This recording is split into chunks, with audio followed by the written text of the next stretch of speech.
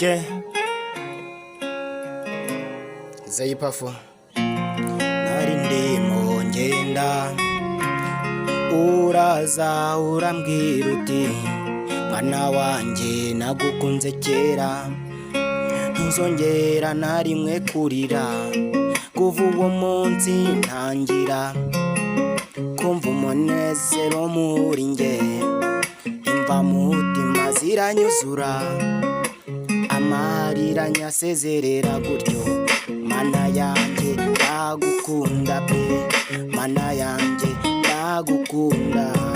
wangiriye neza maze unshyira ku murongo none dore ibintu byose byabaye byiza cyane hehe na rimwe no kurira hehe na rimwe no kubabara ibyishimo biranyuzuye umunezero uransaze nzavugane ibyo wankoreye abantu ntibatwifuriza neza ariko wowe uhora utufuriza ineza uhora uduharanirira kugira ngo tubeho neza mu munezero mu byishimo nibyo twifuriza mana ndibuka abantu bose bantereranye bambamba nk'aho ari Yesu